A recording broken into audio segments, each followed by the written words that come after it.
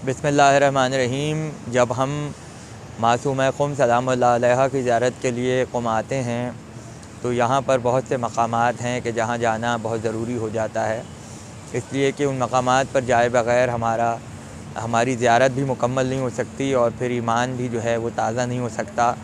इस वक्त मैं एक ऐसे मकाम पर मौजूद हूँ कि जहाँ पर आकर जो है वो ज़ायरीन के ईमान में न सिर्फ एक इजाफ़ा होता है बल्कि ख़ून में एक जोश और एक रवानी और एक बलबला पैदा हो जाता है। इसलिए कि ये इमामज़ादा सैयद अली हमारे सामने हैं और ये हज़रत अब्बास अलमदार की औलाद में हैं और 3 पुश्तों में हज़रत अब्बास से मिल जाते हैं। इनका पूरा शजरा सैयद अली इब्न इब्राहीम इब्न हसन इब्न उबैदुल्ला इब्न अबुल फज़ल अब्बास, और आप देख सकते हैं कि यहाँ इनके रोज़े पर इन्हें सैयद अली लिखा गया है और ये रोज़ा हुकूमत ईरान की तरफ से जो इदारे काम कर रहे हैं उनकी तरफ से बनाया गया है और इन्हें सैयद लिखा गया है। लिहाजा ये बहस भी ख़त्म होनी चाहिए कि हज़रत अब्बास की औलाद सैयद है या नहीं है। और जैसा कि आप देख सकते हैं उलमा की तस्वीर भी यहाँ लगी हुई हैं। ये रोज़ा सरकारी इदारों के तहत चल रहा है तो इनको यहाँ सैयद लिखा गया है। यहाँ पर आप देख सकते हैं आयतुल्लाह मरशी का बयान लिखा हुआ है कि आप ये फरमाते हैं कि सैयद अली जो हैं वो बनी हाशिम के करीम हैं और हम अहले क़ुम के लिए अबुल फ़ज़ल की तरह जो है वो दर्जा रखते हैं, यानी हमारे क़ुम के अबुल फ़ज़ल हैं। आयतुल्लाह मरशी ने ख़ुद इल्म इंसाफ़ पर बहुत काम किया और इनकी जलील क़द्र खिदमात थी। इनके बारे में कहते हैं कि शजरों पर इतना अबूर था कि सिर्फ चेहरा देखकर बता देते थे कि कौन सा सैयद है और किस शहर से उसका ताल्लुक़ है और पूरा उसकी तारीख़ और शजरा जो है वो चेहरा देख के बयान कर देते थे।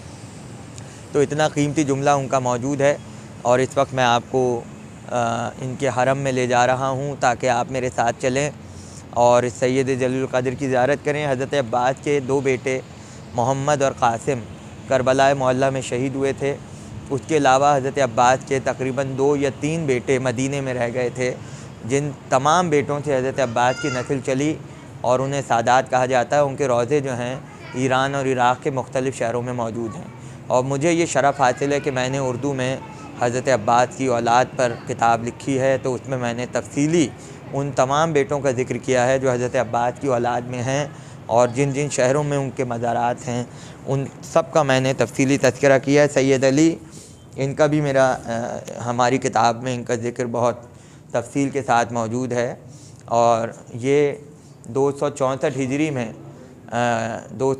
हिजरी में क़ुम में इनकी वफ़ात हुई और इनके बारे में कहा जाता है कि रिवायात इनसे बहुत सी मरवी हैं और इनके बेटे उबैदुल्ला बहुत बड़े मुहद्दिस थे जिनकी किताब जाफ़रिया जो कि फ़िक़्ह अहले बैत के मौजू पर है, किताब जाफ़रिया उनसे यादगार है। उबैदुल्ला इब्न सैयद अली और ये मिस्र में हैं और 312 हिजरी में इनकी वफ़ात हुई है। साहिब करामात हैं, ख़ुद सैयद अली साहिब करामात हैं।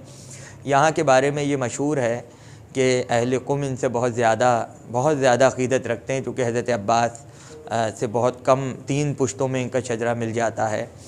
तो इनके बारे में कहते हैं कि जब यहाँ साल का आगाज़ होता है तो पहले दिन जो हैं वो लोग ख़ुसूसियत के साथ इस रोज़े पे हाज़िर होते हैं और वो ये कहते हैं कि जो पहले दिन यहाँ आ जाएगा उसका पूरा साल सलामती और आफ़ियत के साथ गुज़रेगा, इसलिए कि ये बहुत जलील क़द्र और अज़ीम शान हस्ती हैं।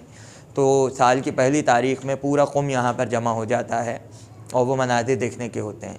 तो ये यकीनन अहले क़ुम के लिए बहुत बड़ा शरफ़ है कि मासूम क़ुम के होते हुए और दीगर इमामज़ादों के होते हुए सैयद अली की हस्ती जो है यहाँ मौजूद है और 3 पुश्तों में आप हज़रत अब्बास से मिल जाते हैं।